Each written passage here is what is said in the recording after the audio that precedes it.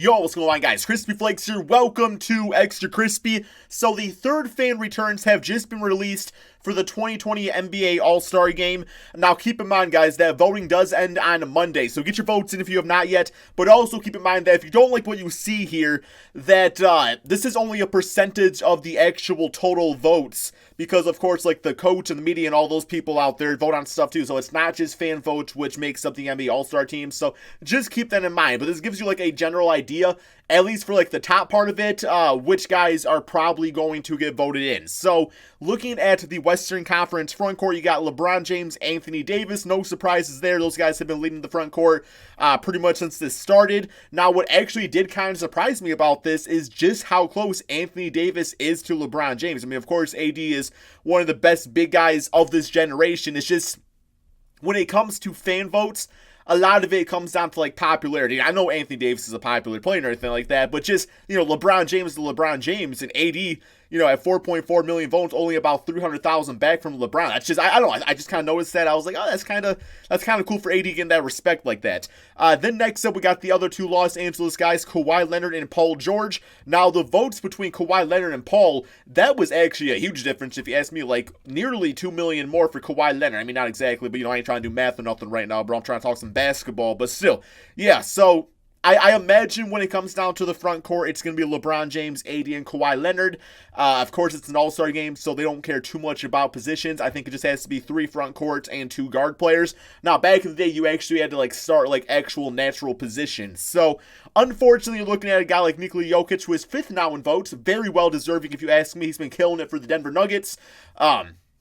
But yeah, as much as he is a great center, you probably don't see a guy like that start for the All-Star team. He'll be on it, no doubt. He definitely deserves that. But yeah, you probably look at the Los Angeles guys starting over there. And then we got Carmelo Anthony. And I was watching the Houston Rockets Portland Trail Blazers game, and I was cheering on Carmelo. I was like, he's dropping 40 tonight with all post-ups and log twos, just despite the Houston Rockets offense. But does it deserve to be on the All-Star team? I ain't going that far. There's a lot of other guys that are having better seasons. Now, like I said, when it comes to the NBA voting, the fan voting, a lot of it is popularity. And Carmelo, come on, we all love Melo's story right now. Came back to the NBA, he's killing for the Portland Trail Blazers. Does not deserve to be on the All-Star team. You got Kristaps Porzingis at number 7. I definitely disagree with that. I respect that Kristaps was out for a long time, and he's still working on getting his body right and really getting his game right back to when he was on the Knicks and the way he was playing over there. But as of right now, I would take Cat or Brandon Ingram over Kristaps Porzingis for the All-Star team. Karl Anthony Towns, same circumstances, entire NBA career, great numbers, bad team, but at the same time, he is still putting up good numbers. Same with Brandon Ingram, where it's the Pelicans. Now Zion comes back. I mean, who knows? Maybe that team goes on a 20-game win streak. I'm not really holding my breath on that. But, yeah, Brandon Ingram, another guy, though, that just nobody really sure what he was going to be like once he left the Lakers via that trade for Anthony Davis, and he's definitely taken the opportunity. And I think Ingram does deserve to be on the All-Star team. I really think so. Now, if there's going to be it would probably be one of the later roster spots, but still. But then you got Dwight Howard. So, first, let's pay respect to what Dwight Howard's doing this season. It's a story I love as much as Carmelo Anthony's. Just a guy that was kind of going from place to place. Everybody thought Dwight Howard was washed up. Everybody was roasting this man. Now, I know me personally, I was never really a big Dwight Howard hater just because I looked at his stats. And I was like, no matter where this guy ends up at, he was still putting up numbers. He was doing it on Charlotte, the very few games he played for the Washington Wizards, Atlanta Hawks. So, Dwight Howard, I think he's found his perfect role with the Lakers. Now, does that mean he deserves to be on the All-Star team? I wouldn't go that far. I definitely don't think Dwight Howard deserves that. But I still respect what he's been doing for the Lakers. So we at least got to look at that and recognize that.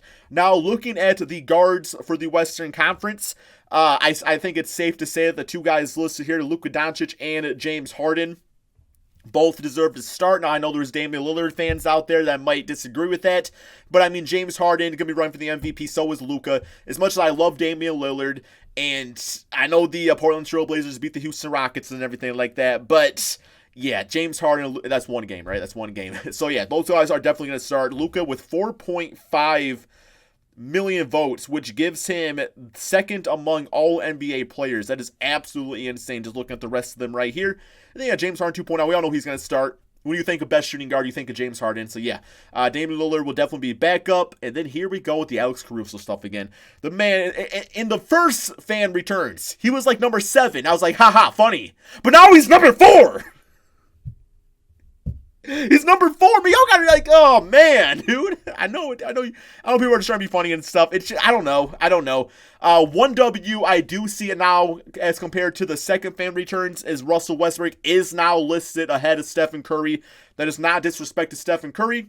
It's just that Steph Curry has not really played at all this season, so I don't think he deserves to make an all-star team for, sitting on the bench with a broken hand. Now, if he was playing, it's like, obviously, yeah, he'd be right up there. He'd probably be number 3, as listed players, unless he was having a crazy season, maybe even be higher than that. But once again, when I see Stephen Curry listed here, or even Russell Westbrook, I feel like Donovan Mitchell needs to be higher. I feel like Donovan Mitchell needs to be like number 4, number 5 on this list, just because the Utah Jazz are playing amazing basketball right now, and Mitchell is a big part of that. And even you look at the front court players, like, where's the respect to the Utah Jazz? I mean, you don't even see Rudy Gobert listed anywhere. You got Dwight Howard over Rudy Gobert. And like I said, that's not disrespect to Dwight Howard, but all-star Rudy Gobert. So, yeah, a lot of Utah Jazz disrespect when it comes to these voters. If you guys are fans of that team, I'd be very pissed off if I were you. You got Devin Booker. I get it with Devin Booker. At least he's in the top 10. That's great. D'Lo, number 9. But it's just a circumstance where both these guys just like it's great numbers on a bad team again. So really bad teams in most cases. But at the same time, that cannot that cannot always be the reasoning. It's just when push comes to shove, if you are putting up great numbers on a good team, you are probably going to get the nod over a guy putting up bad numbers on a bad team. And then we got Ja Morant, the rookie, at number 10, and what he's doing for the Memphis Grizzlies this season. You might, from a leadership standpoint and just from a team success standpoint, you could even argue him being over D'Angelo Russell or Devin Booker. I know fans of those players don't want to hear that, and I respect that both those guys are putting up better numbers overall, but Ja Morant, just what he's doing as a rookie, I mean, to me it sounds deserving. Now, if you disagree with that, I'm not going to hate you for it, but that's just my thoughts. Okay, looking over at the Eastern Conference, we got Giannis Antetokounmpo, 4.4 million votes. I'm actually surprised he's not higher up in the vote count, just because MVP last season, probably going to win it again this season. Milwaukee Bucks, I believe they have the best record in the NBA. I could be wrong about that, but I believe it's the best record to make it in this video. I've not checked the standings today. You got Pascal Siakam at number 2. I think that is also well-deserving. I actually did a video selecting my All-Stars a week ago, and I think I had Pascal Siakam starting over Joel Embiid. A lot of people were upset about me about that. It wasn't so much Pascal Siakam. I think I had Jimmy Butler over Joel Embiid. And my argument there was just I felt like the 76ers are not really that much improved as opposed to last season. And I felt like the Miami Heat, what Jimmy Butler has done to the culture of that team, and just where they're at this point in the NBA season, he deserves to start on the All-Star team for that. So, yeah, no surprises here with those front court players. Number 5, we got Jason Tatum. Pistons played the Celtics. Jason Tatum was out with injury. They definitely looked like they missed JT out there. He's just a big part of what they do offensively, a guy you can give the ball to and say, hey, go get us a bucket. His defense very underrated, great player. And number 6, we got Taco Fall. I mean, okay, I'm fine with it being at number 6. What I'm not fine, though, because I'm fine with it for, joke reasons. But then I look at Bam Adebayo. My God, dude. Bam Adebayo really, I mean, with the exception of Gordon Hayward on this list, I'm not saying Gordon Hayward doesn't deserve to be up higher. I just, Gordon Hayward's missed a lot of time with injury. But I would say Bam Adebayo, Domantas Sabonis, both guys getting extremely, extremely disrespected in the fan voting. I feel like both these guys could definitely, they need to be higher than Taco Fall. Now, having them higher than JT, Jimmy Butler, Joel Embiid, okay, I get that. But that's just that's what irks me the most when I see guys like Taco so high up. I just feel like other players gets disrespected. And then Andre Drummond, 325,000 votes. He's 2015 DeAndre Jordan at this point to me. I'm fine with him not making it. And then we got the guards. This is where things also get a little bit interesting right here. We got Trae Young at number 1. So it seems like people are okay with Trae.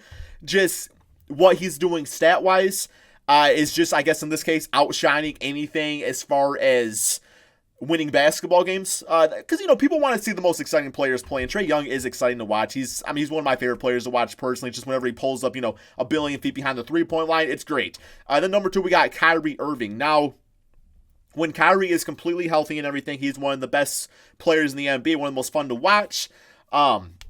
It's just one of those exceptions where it's like, yes, when he does play, he has been hit or miss at times. He's been inconsistent at times, but he's also done a lot of really nice. He's had a lot of really nice stat games when he does play. So I'd like to see Spencer Dinwiddie on this list, though. I feel like Spencer Dinwiddie's really held down the fort. I do personally think I would start Kemba Walker this season over Kyrie Irving. So I know Brooklyn Net fans probably don't want to hear that, but I think Kemba Walker has just been great for the Boston Celtics. And just in the win department, I think in this case it outshines that. But I'm okay with Trae Young starting. I think that's okay. Number 4, we got Derrick Rose.